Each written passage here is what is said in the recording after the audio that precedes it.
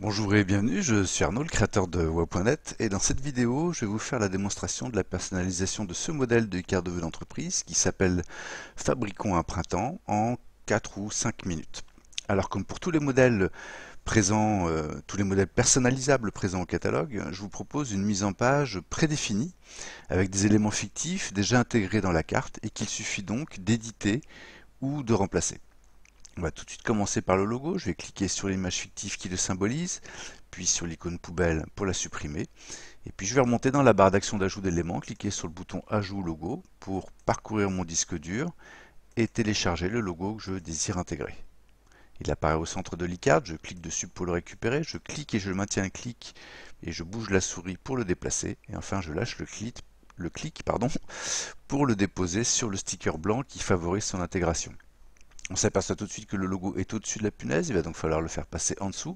Pour ça c'est très simple, je clique sur le bouton, sur le petit icône de la petite palette d'outils qui s'appelle placer en dessous, autant de fois que nécessaire. J'ai désormais mon logo sous la punaise. Je vais lui affecter ensuite une rotation identique à celle du sticker et enfin je vais le redimensionner de façon à avoir des marges blanches équivalentes tout autour.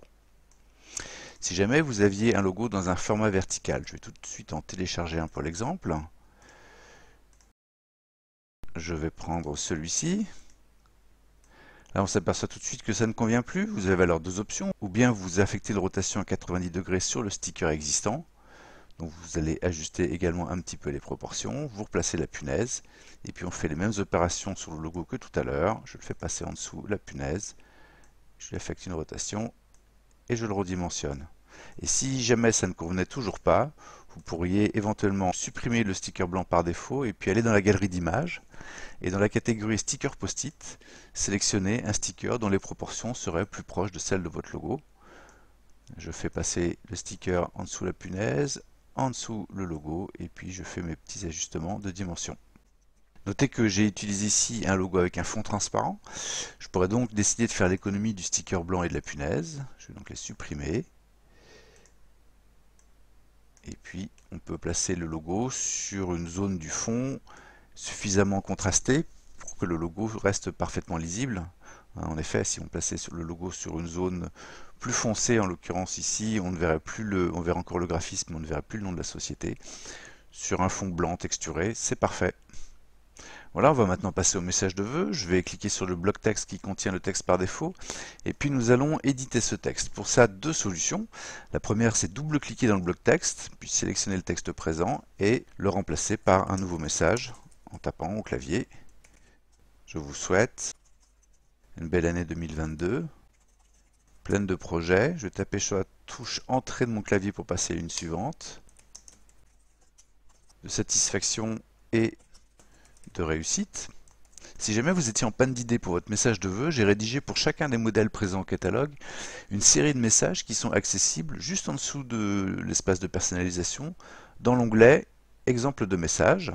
Et si jamais un message vous convient, il suffit alors de le sélectionner, de faire un CTRL-C ou POM-C pour le copier. Et puis je vais maintenant vous montrer la deuxième façon d'éditer un bloc texte. Vous êtes aperçu que lorsque vous le sélectionnez, il y a une petite palette d'outils qui lui est associée qui s'affiche.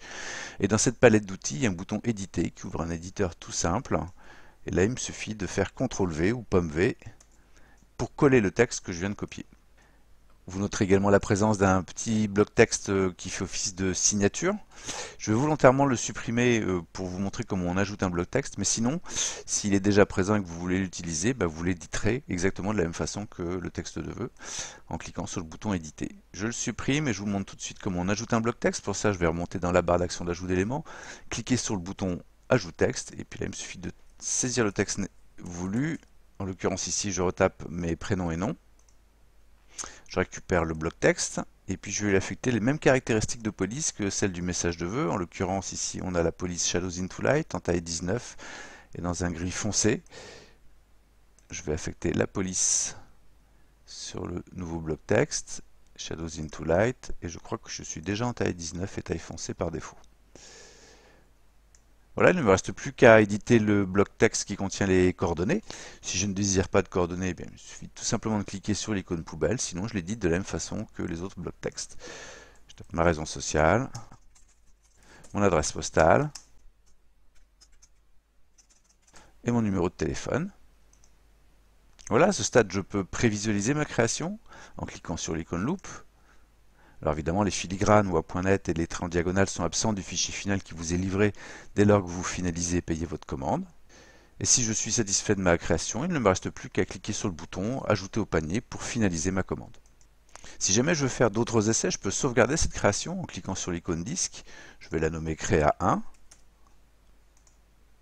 Et je peux désormais faire toutes les modifications que je veux pour créer une nouvelle version. Je pourrais par exemple rajouter une photo. Alors pour ça, je vais peut-être libérer un peu d'espace ici, mais on va faire la tentative maintenant. Pour favoriser son intégration, je vais récupérer un nouveau sticker que je vais un peu réduire. Et je vais télécharger une photo à l'instar des logos. Je vais prendre celle-ci, je la récupère, je la redimensionne et je la positionne sur le sticker. Je vais encore modifier un petit peu la taille et garder un contour blanc. Donc là, on s'aperçoit que la mise en page paraît un petit peu chargée, donc on peut réduire les éléments, par exemple, pour réduire un tout petit peu la taille de l'oiseau. On peut redescendre les éléments texte,